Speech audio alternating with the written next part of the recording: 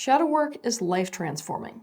When you know what you did not know before, and when you see what you did not see before, it changes your entire perspective, and this influences the decisions you make and the actions you take. But you can fall into the trap of thinking that doing shadow work in and of itself changes your life for you. And by falling into this trap, you may fail to go beyond the step of gaining awareness and doing mental processes.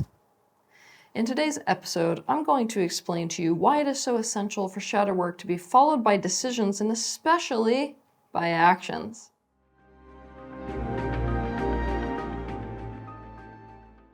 Years ago, the revolutionary psychologist Carl Jung, while studying with Freud, observed the fact that there were parts of his patients that they themselves were aware of, and to the contrary, there were parts that they themselves were unaware of. Well, this observation is not particularly revolutionary because it takes zero effort for everyone to notice this about the people around them. But stick with me. Consciousness has long been referred to as light. To become conscious of something is to be able to see it in the same way that we see something that's exposed to light. When something is unconscious, we cannot see it. It's as if we're trying to see it in the dark. And so Carl Jung began to refer to the unconscious aspects within a person that they themselves are unaware of or could not see as their shadow. The human shadow is any aspect of a person that is not exposed to the light of consciousness. Fast forward to today. Shadow work is now a term used often in spiritual and psychology circles to describe any process, of which there are thousands, that makes the subconscious conscious and that is designed to resolve subconscious issues. Some people genuinely expect that by doing shadow work in and of itself, their life will magically transform for them and for the better. And what's more than that is, if they feel like this isn't happening, they feel like something is wrong. But here's the reality. While there can be exceptions, the vast majority of shadow work is meant to be acted upon. The content of the subconscious and even any process done with this subconscious content is meant to inform your decisions and inform your actions. In fact, the vast majority of the time, without this follow-through on the shadow work you have done, nothing really improves. No pattern actually changes, and in fact, things can get a whole lot worse. So that you can understand this as a concept, I'll give you a side-by-side example of two women, both of whom are facing a similar situation, and whom have attended a seminar to do shadow work on the issue that they are facing. Meet Bianca and Rena. Bianca and Rena both live with roommates that they don't get along with at all. They're both lost as to what their purpose in life is, and therefore are lost in their overall life. And they're both dating men that they've been with for several years now, but neither are happy in those relationships because according to both of them, the men in their life are just really not emotionally available. Bianca and Rena both do the completion process, parts work, breath work, and belief work over the course of a weekend. And as a result, Bianca has discovered that she is lost because she was so busy trying to please her mother for her whole life that she has no firm grasp on her own identity. What she really wants and what she really likes eludes her. She sees that she goes for relationships where the other person knows exactly what they want and need, and she just becomes that for them. She sees that she duped her own boyfriend into thinking that she was the perfect girl for him, when really she was just being what she thought that would make him like her. And now she's really unhappy. She sees that she keeps herself in situations that feel really wrong for her, but that other people like. And also she keeps herself around people who have no interest in changing things, because it works for them. My way or the highway people. Because she believes to be loved, you've got to please others.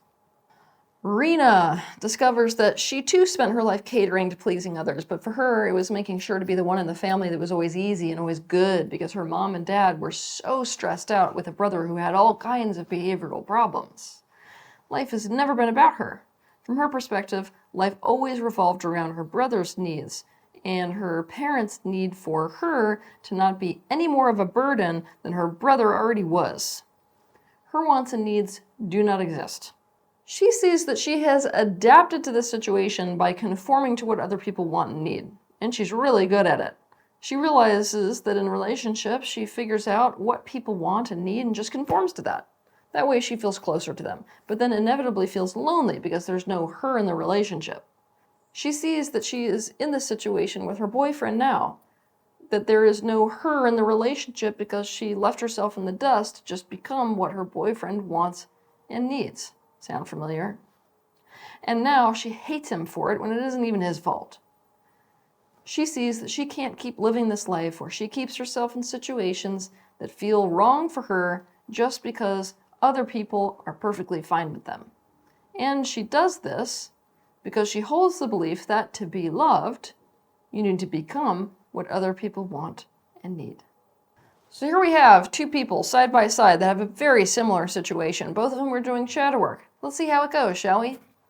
Well, Bianca, having gained this awareness from her shadow work, sees that she needs to make different decisions and take different actions. She sets out an action plan and follows through on it. First, she decides that she needs to move out of the place where she lives with her roommates and that she wants to live on her own for a while and create a home environment that is truly reflective of her own preferences. This will force her to figure out her own preferences because she will have no one else to conform to. Well, Bianca actually takes the action and does this. During this process, she does figure out her own preferences, but even she admits that she caught herself trying to conform to a home style guru that she follows on Instagram for a bit. Bianca also decided to have a very rough conversation with her boyfriend about the fact that she acted in a way that would make him like her and that she really doesn't know herself well enough to know whether they will or won't actually be a good fit long term. Well, understandably so, he was very upset and very hurt by this. And she started changing to be more in alignment with who she really is and what her actual interests are, rather than constantly just doing what she thinks would make her boyfriend like her. Well, obviously, this is a dupe situation, and so they started fighting more and more, and they eventually decided to break up. Bianca decided to become really clear on what she wants and what she likes and dislikes and what her interests are, and clear on what she wants in a partner before starting to date again.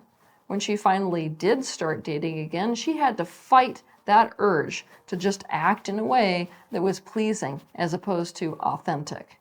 But she did it. She got rejected pretty hard a couple of times because of this. But she is now in a new relationship with a man, and she feels good in this new relationship.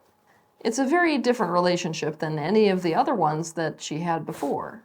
It is way more about intellectual connection and quality time activities than it is about her doing acts of service and making sure she looks as good as she possibly can every day in order to establish security in that relationship. She now realizes that to be loved, you have to be real. Otherwise, what the other person is loving is actually a character you are playing. Bianca doesn't know her purpose yet, but she admitted to herself that what is the very most important to her in this world is actually children, especially giving children the best start possible. And so she has changed course and is now training to be a Montessori teacher.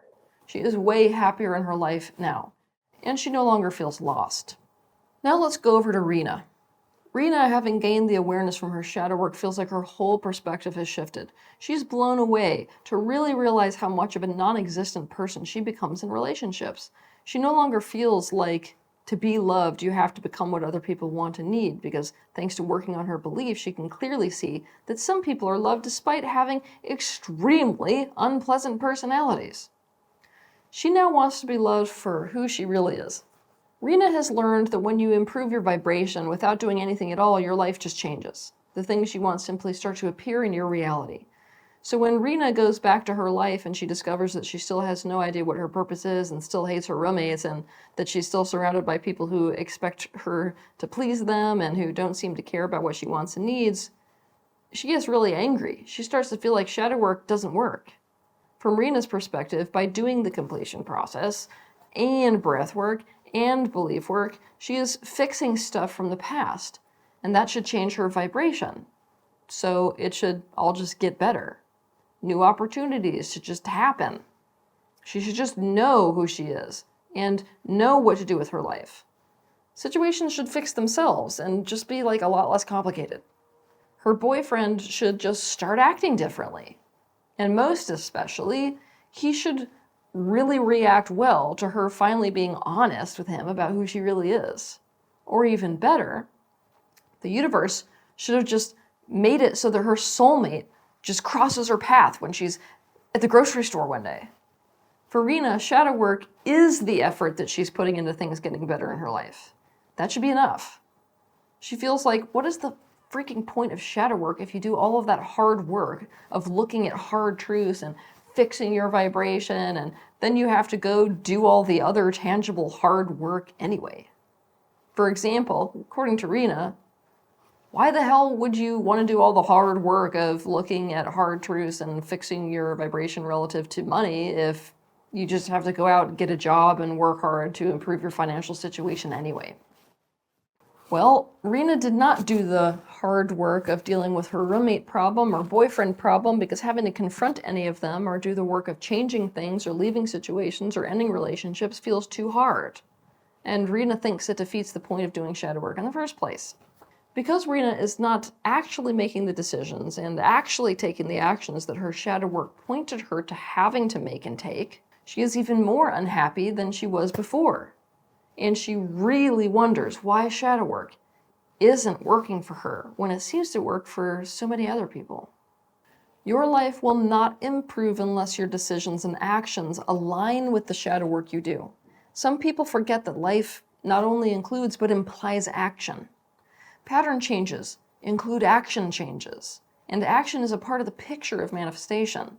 And the reality is, your actions must be in alignment with what you see, know, and transform using shadow work. Otherwise, you are out of alignment.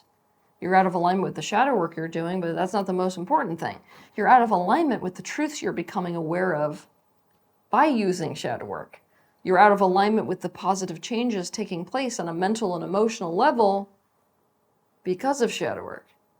For example, if Rena saw using shadow work that she makes herself non-existent in her relationship, and yet she continues to not bring herself forward in her relationship with her boyfriend for fear of conflict, hoping that the relationship will just magically get better, then her actions, or in this case lack thereof, are out of alignment with her own path of progression, and therefore she will not experience improvement. The reality is actually worse than this. The reality is that if you do shadow work and fail to make changes, this implies making different decisions and taking different actions, your life experience will actually get worse. First, when what you are becoming aware of with shadow work is dysfunction, it becomes harder and more painful to stay in that dysfunction. Second, it's an invitation for an escalation. Think of Rena. Let's say that what is in her best interest and what is in alignment with her growth path is to really develop autonomy and bring herself into relationships. If she does the shadow work and becomes aware and still won't make the necessary changes, she's stuck still. So the pressure must increase in some way for her to get unstuck. Without realizing it, Rena is inviting an escalation. She's inviting a situation which will put more pressure on her to get into alignment. And the reality is, it's going to be a situation where she exercises her free will to decide to act in alignment with her personal truth in a situation where she would normally not do so. Remember that she abandons her personal truth to self-preserve. Therefore, this implies that it is not going to be a feel-good situation. It will be a situation where the fear and pain involved in acting in alignment with her personal truth, her autonomy, are basically preferable to the fear and pain involved in abandoning her personal truth. Basically, it's going to be a worse feeling situation than the one that she's already in. So remember this. To do shadow work and not make decisions and not take actions in alignment with what you become aware of or transformed is to ask for a painful escalation of the very situation you are already in. It is perfectly understandable if you're afraid of making changes. Some changes are scary and painful no matter if you know that they're the necessary precursor to having the life you want. And they're even more scary and painful if you aren't sure if the changes you are being pointed towards by your shadow work will make things better or worse. But caretake that fear rather than let it make you passive, because for the vast majority of shadow work, different decisions and different actions must be taken as a result of doing it. The shadow work will not change your life for you. So you may be wondering at this point, why is it worth it to do shadow work if you have to follow it up with action in order to experience improvement? Let me give you just a few reasons. First and most importantly, if you were to make decisions and take any action before becoming aware, you are doing so without necessary information. This means you would be making drastically different decisions and taking different actions. Drastically. And not conscious ones. and that would lead to results that you do not want. The second is, shadow work changes your perspective, and a different perspective equates to a different life experience. So shadow work can change your life experience in and of itself. The third is, you can heal things within yourself. But your outer life must not be a contradiction to those things you internally heal. Basically, your outer life needs to reflect the changes that you make internally for you to be in alignment. The fourth is, doing shadow work does change your energetic vibration. And this means it does make you a match to different people, places, circumstances, and things. But alignment is a big part of vibration.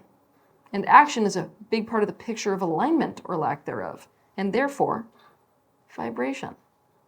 Shadow work and action based on the shadow work you do go hand in hand. They're a married pair. So make sure that your shadow work is followed by congruent action. And watch your life experience truly shift. Have a good week.